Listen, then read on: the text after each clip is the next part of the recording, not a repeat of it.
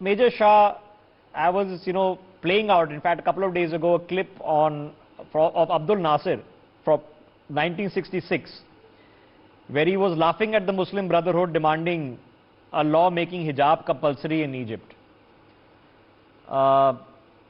Nasir and his descendants, some of them nefarious and infamous, are all gone now.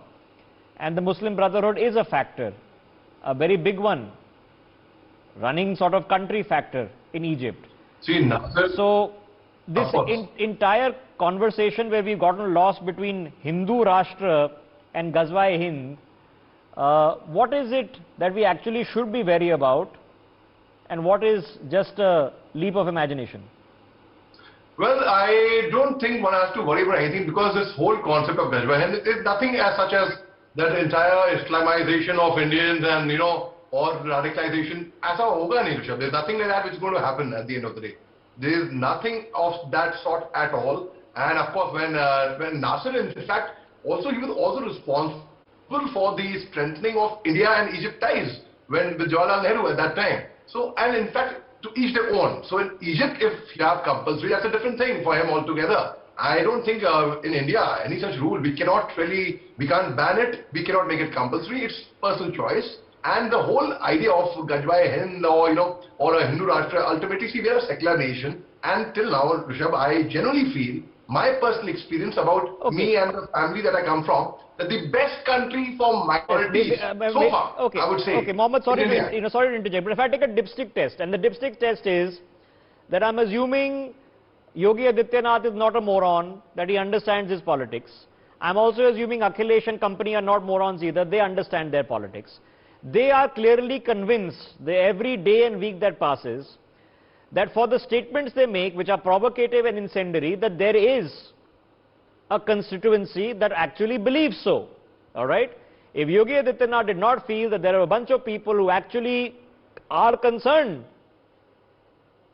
about this, he need not say it. And if, on the other side, if Akhilesh and company did not believe that Muslims in this country actually felt persecuted, whether it's real or imagined, he would not be trying to nurture that constituency. So on the assumption that they are doing this because they feel that there is a larger subliminal logic amongst a lot of people, one side or the other, how do then we go and tell the Hindus of this country, just like we need to tell the Muslims, that the grand conspiracy is not true?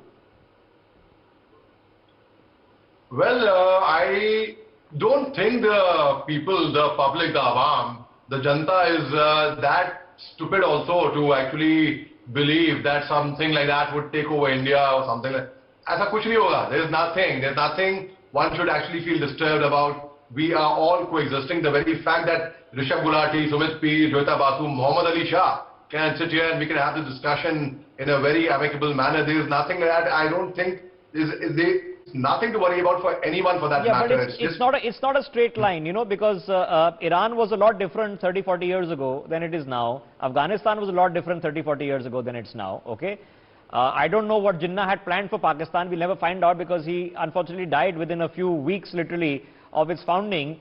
But Pakistan is a very unpleasant place, which does have an Islamic constitution and a Shariat law. So is there an understanding between India's Muslim community that when we see, when we look at examples of Shariat, of Islamic constitutions, there are all unpleasant examples, and then that creates a concern in this country? Is there that understanding?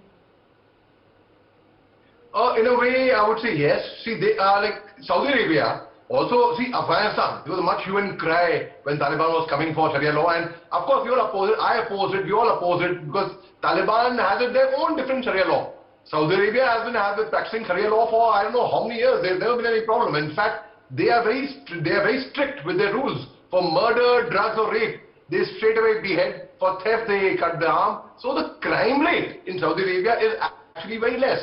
So now Iran has a Sharia law where Supremo, like the Afghanistan was trying that for about, Maulana Akhundzada. The Supremo would be the head of the... So similarly, Pakistan also, again, they follow their own Sharia law. So there are different interpretations, unfortunately, for everyone. And none of them, they all feel their interpretation is the best. So in India, nothing like that will ever happen. Major Mohommed Ali Shah, if you're a Hindu in India, and I'm putting it from a different perspective, putting the shoe on the other foot, and you're looking right, you're looking left, and you're seeing that in countries that chose a different path, the Hindus were wiped out to almost being non-existent. How do you address then that concern that if certain different political choices had been made than were actually made, potentially it would be the Hindus being persecuted to the point of being wiped out?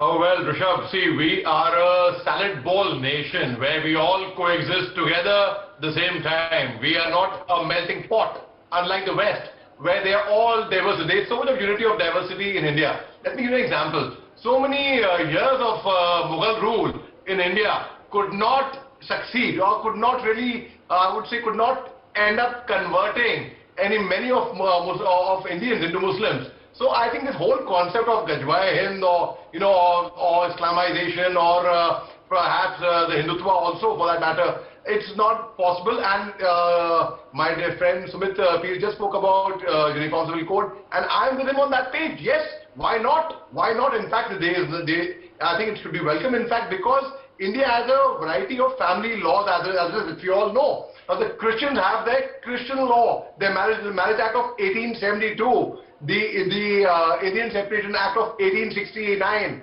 if I'm not mistaken. Yeah, it's 1869. Then the Indian Progression Act of 1925. So there is so much of, and then the Progression Demonstration of 1925, yeah. And then the Hindu Marriage Act of 1956. The Muslims are governed by the Sharia law of 1937.